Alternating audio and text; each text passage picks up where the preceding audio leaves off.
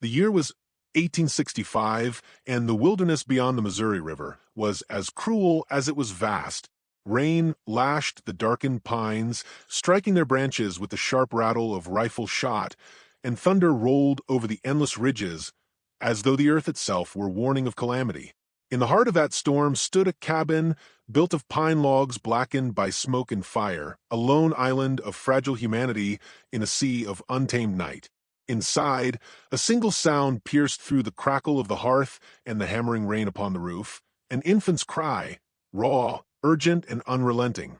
It echoed within those four wooden walls as though the child's lungs carried the fury of the storm itself. Elena, her hair damp and clinging to her face, clutched the frayed edges of her dress and stared at the flames. The heat scorched her skin, yet she shivered. Sweat and tears mingled on her cheeks, though whether from the ordeal of birth or from the dread already seizing her heart, she could not tell. Each cry from the newborn in the corner of the cabin made her wince, not from irritation, but from an instinctive knowledge that sound carried across wilderness like a beacon, and not all who heard would come in kindness. James held the child, swaddled in the last clean cloth they owned, rocking him with hands as steady as they were calloused. He had survived war and wilderness, but nothing had ever unsettled him like the helplessness of a babe in arms. His eyes, steel gray, in the firelight, darted toward the shuttered windows with every wail, as though expecting the forest itself to answer. He whispered softly to the child, not with tenderness but with command, as if sheer will might silence him. "You've chosen a hard land to draw breath in," James muttered, his jaw tight. "Hush now. Don't call down death with that cry." Elena pressed her hand to her chest, her voice breaking. "James, he's only just come into this world. Don't speak of death over him." He met her eyes, and for a moment the mask of stoicism faltered. Beneath the stubble and grit, fear flickered, and it was a fear not of wolves or storms but of men. He had seen too much of men to trust the dark would conceal them forever. The fire snapped, casting sparks that spiraled up the chimney. James shifted the baby, his movements careful, yet restless, as if pacing even while standing still. Elena, gathering her strength, rose from the chair where exhaustion had rooted her. Her legs trembled beneath her worn skirts, but she crossed to James and laid a hand on his arm. "We've got to believe he's a blessing," she whispered. "If we don't believe it, who will?" James did not answer, for outside, above the steady weeping of the storm, there was another sound, a horse's distant whinny, muffled yet distinct, carrying over the sodden earth. Both froze. The baby's cry rose louder, shriller, as though in defiance of their terror. Elena's breath caught. "No, not tonight. Not now." James handed her the child and moved to the door. He took the rifle from its place above the hearth, the wood worn smooth by years of use. The weight felt both familiar and final in his grip. He unlatched the shutter slightly, peering into the night. Rain struck his face in cold needles, and beyond the wavering curtain of water, movement stirred, a lantern bobbing faintly, not the glow of lightning, but the deliberate swing of human hands. "They've heard," James said under his breath, his tone flat with certainty. "The world's too empty for it to be chance." That cry brought them. Elena clutched the infant tighter, her body curling protectively, as if her very frame could shield him from the inevitability that pressed in around them. Her lips trembled, but her eyes, dark and fierce, burned with a mother's resolve. "What do they want?" she asked, though she already knew. "What every man wants out here," James replied, watching the lantern draw closer. "Food, shelter, maybe more." The knock came suddenly, 3 sharp raps against the wood that made the baby startle and wail anew. Elena nearly stumbled under the sound, her knees weakening. James raised the rifle, keeping his voice steady though his throat felt carved from stone. "Keep back," he called through the door. "This place is no welcome house." From beyond the walls, a voice answered, low and drawling. "We're traveling men, storm-tossed and soaked to the bone. All we ask is fire to warm by, and a bit o' bread to keep us. Ain't much to ask, neighbor." The words might have sounded harmless to an innocent ear, but James was not innocent, nor was he fool enough to trust smooth tongues in the wilderness. Men who begged at doors in storms often came with knives in the dark. He could picture them even now. Hands resting on holstered pistols, eyes sharp for weakness, ears pricked at the sound of a child's cry inside. "Keep riding," James said, his voice louder. "Ain't nothing for you here." The silence stretched, broken only by the rain and the baby's cries. Then came the slow scrape of boots against the porch boards, deliberate testing. Another voice rose, harsher, tinged with mockery. "Sounds like you got a little one in there. Ashamed to raise him without neighbors. Shame, too, to waste good firewood on only 2 souls. Share the warmth, friend." Elena's eyes darted to James, wide with terror. He steadied the rifle and gave her a look, firm, commanding, yet brimming with unspoken fear. He did not need to say the words. "Hide. Protect him." She moved swiftly to the back corner of the cabin, crouching low with the baby pressed to her chest, praying her heartbeat would not betray her. The child cried harder, his tiny fists flailing as though demanding to be heard by all creation. She hushed desperately, whispering lullabies through quivering lips, but the sound only grew, sharp and piercing. Outside, boots shifted again, and then the rasp of metal against wood, the unmistakable sound of a blade being tested against the doorframe. The men laughed low among themselves, a humor without warmth. James's finger hovered near the trigger, his breath shallow. Every sense in him screamed that blood would be spilled before dawn. He whispered under his breath, words meant only for himself, though Elena caught them. "This land never gives without taking." The wind wailed against the shutters, and thunder rolled across the ridges. The baby cried, shrill and unyielding, as though his small voice carried the weight of prophecy. The men outside pressed closer, and James braced for what was coming. That cry, meant to herald life, would summon death before dawn. The door shuddered under a heavy blow, and the rifle in James's hand snapped to his shoulder. The wood groaned, splinters falling, but it held for the moment. Outside, the storm hissed against the roof, but the men's laughter cut through the rain like the howl of coyotes. Elena pressed her back to the wall, clutching the baby so tight his cries were muffled against her breast. Her whole body trembled, not only with fear, but with the knowledge that no one else would save them. Out here, they were alone. Another strike landed, harder this time. James squeezed his eyes shut for heartbeat, listening, counting footsteps. 3, maybe 4. His mind worked like a soldier's, recalling the chaos of battlefields past, but there was no regiment at his back tonight. Only his wife. Only the newborn whose very lungs had summoned danger to their door. The lock splintered. A boot kicked through, sending shards across the floor. James fired. The crack of the rifle thundered through the cabin, louder than the storm outside. A shadow at the doorway lurched backward with a cry, collapsing into the mud. The laughter broke into shouts. Boots scrambled. "Damn fool's armed," one of them yelled. "Take him down quick," another snarled. The barrel of a pistol shoved through the broken planks. James fired again, shattering the wood around it. Smoke filled the cabin, acrid and choking. Elena's coughing mingled with the baby's wail.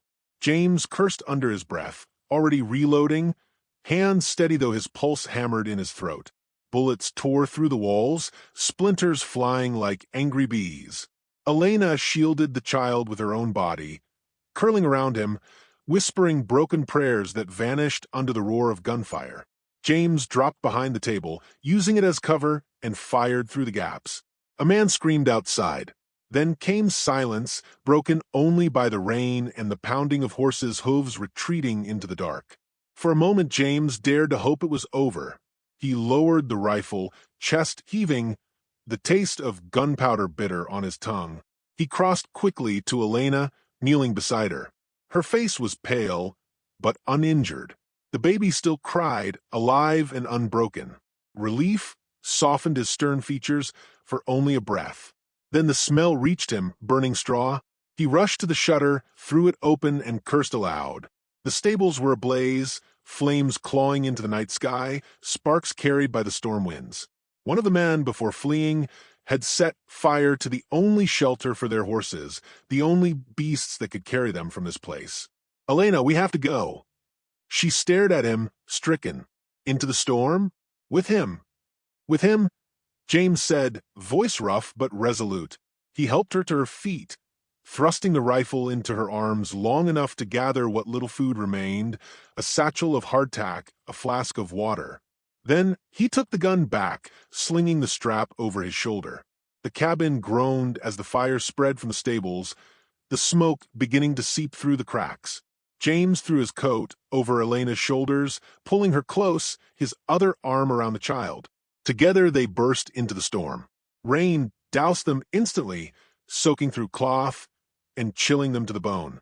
The wind howled across the plain, bending the trees as though the earth itself wished to cast them out. Behind them, the cabin flared in orange light, flames licking up into the storm clouds. James did not look back. Every step forward mattered more than what they left behind. They stumbled through the mud, the baby crying louder than the wind, a sound that could carry for miles. Elena tried to hush him, but the child would not be soothed. Her arms ached with the weight of him, yet she clung fiercely, as if the storm itself might rip him away. James pressed on, though pain throbbed sharp in his side where a bullet had grazed him during the fight. Warm blood mingled with cold rain, soaking his shirt. He gritted his teeth, refusing to let Elena see. His strength was all that kept her moving. If she faltered now, they would all die. Hours seemed to stretch into eternity, the wilderness offering no shelter. Wolves howled somewhere in the distance, their cries thin and hungry. James tightened his grip on the rifle, his gaze sweeping the darkened ridges. He had fought men before, but beasts in the night offered no parley, no bargain, only teeth and hunger. They came at last to a hollow, where the rocks jutted high, offering some shield from the wind. Elena sank to her knees, cradling the child close to her chest. Her lips moved in silent prayer, though her body sagged with exhaustion. James knelt beside her, touching her cheek with hands rough but tender. "We'll rest here," he said. His voice was hoarse, ragged, but steady. "Only for a spell. Then we keep moving." She nodded faintly, though her eyes lingered on his side, where the blood had soaked through. "You're hurt." "It's nothing," he lied, pressing his palm against the wound. "I've had worse." The storm raged on, the rain turning to a fine mist that clung like breath upon the rocks. James kept watch, every muscle taut, while Elena rocked the child, whispering lullabies even as tears streaked her face. The baby's cries softened, not into silence, but into fitful whimpers of fragile peace. Hours crawled by, each minute heavy as lead. James fought the weight of weariness, his eyes burning, his wound throbbing. He had promised Elena safety, but promises were brittle in the wilderness. He thought of the men they had faced, of the fire left behind, and of the endless dark that still lay ahead. This land gave nothing without blood in return. At dawn, the storm broke. Pale light spread across the horizon, gray and thin, revealing the shattered landscape. Fallen branches, charred remains of the fire, and muddy tracks where their enemies had fled. The world smelled of smoke and wet earth, bitter as ash. James rose slowly, wincing, and pulled Elena to her feet. Her face was hollow with exhaustion, but her eyes burned with quiet fire. She would not yield, not while the child lived. "We move," James said, his voice like gravel. "There'll be more. They'll come back, or others will." She clutched the baby tighter. "Where, James? Where can we go that they won't follow?" He looked to the mountains, rising in the distance, sharp against the morning sky. They promised hardship, but also cover and maybe a chance, however small, for survival. "Up there," he said, "we take the high ground. Maybe buy time. Maybe find someone willing to deal fair." Her gaze followed his, and for the first time since the cry had broken their world, something like hope flickered in her eyes, faint and fragile. She nodded. James adjusted the rifle on his shoulder, ignoring the pull of his wound. The baby stirred, fussing once more, his cry thin but insistent. It was the sound of life in a land that demanded silence, the voice of defiance against the emptiness around them. Behind them lay fire and blood. Ahead, only storm-worn rock and shadows. But they had no choice. Together they set their feet toward the mountains, the child's cry rising once again into the morning air, a reminder that danger was never far. The fire was behind them, the storm ahead, but nowhere was safe. The mountains loomed like dark sentinels against the bruised sky, their ridges veiled in mist that clung stubbornly to the jagged stone. James led the way, his steps steady despite the limp that betrayed his wound. The rifle was slung over his shoulder, but his hand never strayed far from its stock. Elena followed close, the baby wrapped tightly against her chest, his cries softened now to restless murmurs, though every sound still clawed at her nerves. They had no trail, no path, but the one carved by desperation. Behind them, men would be hunting. Ahead, the wilderness promised little but hardship. The air was thin and bitter, carrying the scent of pine and stone. Each step upward seemed to steal the breath from Elena's lungs, yet she pressed on. She had long since passed the point of exhaustion. What moved her now was not strength but sheer will, the unshakable command of a mother's instinct.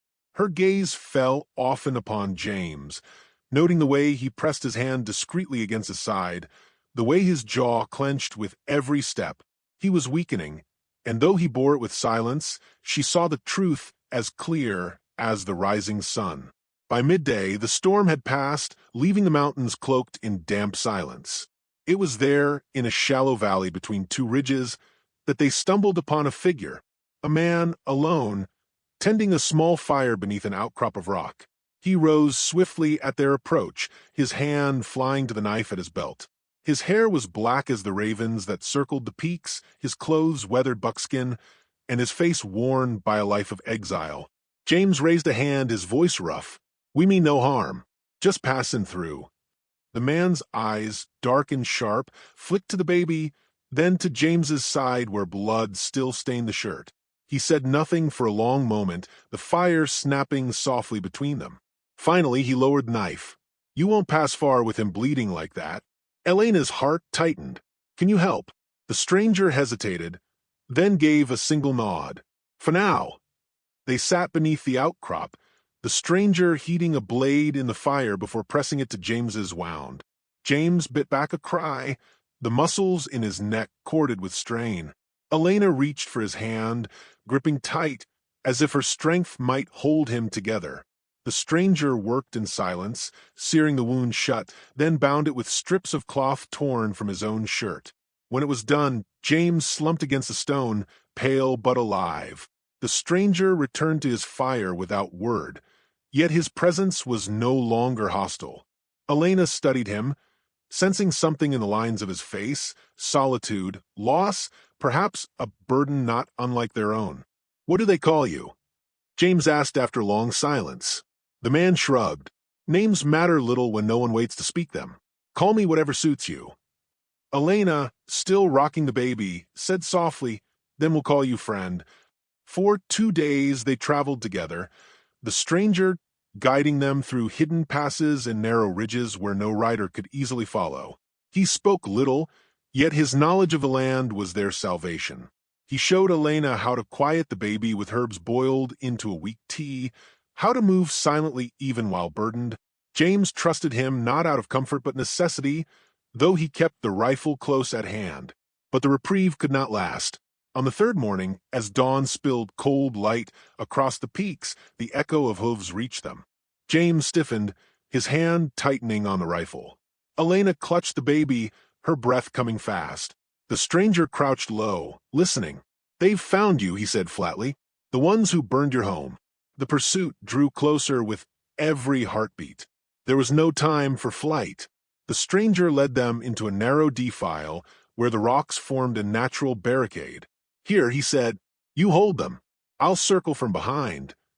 Without waiting, he vanished into the stone, moving like a shadow. James set his back against the rock, rifle ready, while Elena crouched behind him with the child. She pressed her lips to the baby's head, whispering prayers, promising silently that she would not let the world take him. James glanced at her, and though his face was drawn with pain, his eyes carried the same fire she had seen when they first came west, a refusal to yield.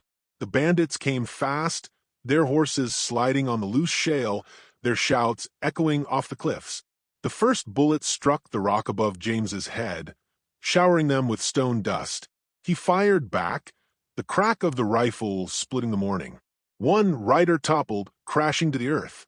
Another rushed forward, pistol blazing. The baby wailed, shrill and piercing, as though announcing the battle to the heavens.